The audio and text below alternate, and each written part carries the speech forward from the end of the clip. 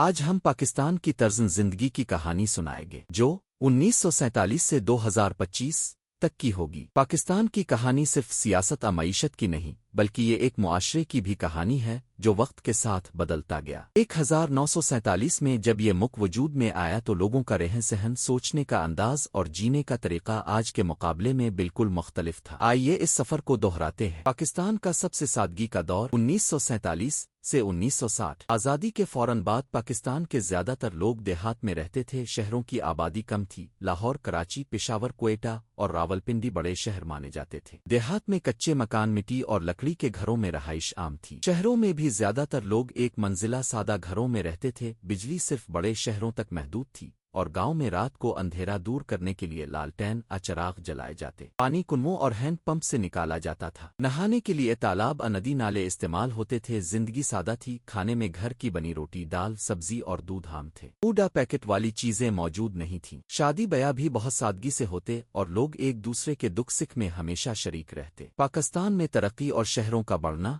1960 سے 1980۔ صدر ایوب خان کے دور میں شہروں کی منصوبہ بندی ہوئی، نئے کارخانے لگے اور تعلیم کا نظام پھیلا اور دیہات سے لوگ شہروں کا رخ کرنے لگے۔ شہروں میں پکے مکانات اور نئی آبادیاں بننے لگے۔ دیہات میں بھی اینٹ اور سیمنٹ کے مکانات آنے لگے۔ بجلی زیادہ علاقوں میں پہنچ گئی اور ریڈیو، پنکھے اور ٹی وی نے لوگوں کی زندگیوں میں نئی روشنی پیدا کی۔ لوگوں نے سائیکل اور موٹر سائیکل استعمال کرنا شروع کیے۔ شہروں میں بس سروس عام ہو گئی۔ عورتیں تعلیم اور ملازمت میں آگے آنے لگیں۔ اسکولوں، کالجوں اور یونیورسٹیوں کا نظام پھیلا۔ معاشرت میں تبدیلی شروع ہوئی اور لوگ زیادہ شہری انداز زندگی کی طرف بڑھنے لگ۔ دیہات سے شہروں کی طرف ہجرت بڑھی تاکہ لوگ بہتر روزگار حاصل کر سکیں۔ پاکستان میں جدید سہولتوں کا آغاز 1980 سے 2000۔ بڑے شہروں میں ہاؤسنگ کالونیاں بننے لگیں، جیسے لاہور میں ماڈل ٹاؤن، کراچی میں گلشن اقبال وغیرہ۔ نوجوان نسل فیشن اور موسیقی سے زیادہ متاثر ہونے لگی۔ جینز، ٹی شرٹس اور مغربی انداز کی زندگی شہروں میں تیزی سے بڑھ رہی تھی۔ خاندانی نظام بھی بدلنے لگا۔ پہلے بڑے خاندان ایک ساتھ رہتے تھے لیکن اب چھوٹے چھوٹے گھرانے زیادہ ہونے لگے۔ شادی بیاہ میں خرچ اور دکھاوا بڑھ گیا۔ جہیز اور بڑی بڑی شادیوں کا رواج شروع ہو گیا۔ اسکولوں اور کالجوں کی تعداد بڑی۔ انٹرنیٹ ابھی عام نہیں تھا لیکن کمپیوٹر کا استعمال شروع ہو گیا تھا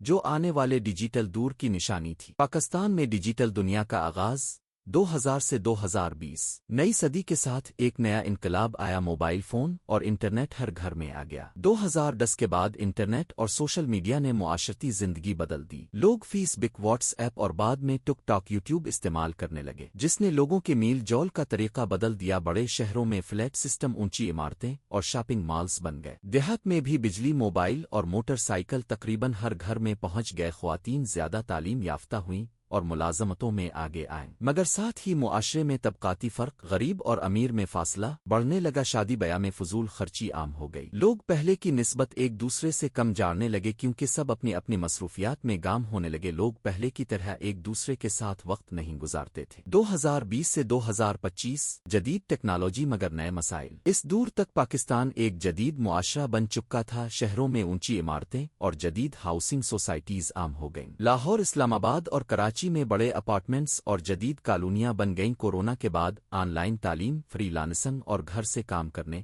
ریموٹ ورک کا رجحان بڑا۔ نوجوان زیادہ تر سوشل میڈیا اور ڈیجیٹل دنیا میں مصروف رہنے لگے۔ مہنگائی، بے روزگاری اور موسمیاتی تبدیلی نے لوگوں کی زندگی مشکل بنا دی۔ 2022 اور 2025 کے سیلاب نے لاکھوں لوگوں کو متاثر کیا اور یہ یاد دہانی دلائی کہ جدید سہولتوں کے ساتھ قدرتی آفات کا خطرہ بھی بڑھتا ہے۔ سوسائٹی زیادہ انفرادی، انڈیویجولسٹک ہو گئی۔ پہلے جیسا اجتماعی سادہ پن کم ہوتا گیا۔ اس کہانی سے ملنے والا سبق یہ ہے کہ 1947 میں پاکستانی معاشرہ زیادہ تر دیہی اور سادہ تھا، مگر وقت کے ساتھ ساتھ شہروں کی ترقی، تعلیم، صنعت، جدید سہولتیں اور ٹیکنالوجی نے لوگوں کے رہنے سہنے، کھانے پینے، میل جول اور سوچنے کے طریقے بدل دیے۔ 1947 کا معاشرہ زیادہ قریب جڑا ہوا اور سادہ تھا، جبکہ 2025 کا پاکستان جدید، تیز رفتار مگر مسائل سے بھرا ہوا ہے۔ یہ کہانی ہمیں یہ سکھاتی ہے کہ وقت کے ساتھ طرز زندگی بدلتا رہتا ہے لیکن اصل طاقت وہی ہے جو لوگ ایک دوسرے کے ساتھ جاڑ کر دکھاتے ہیں۔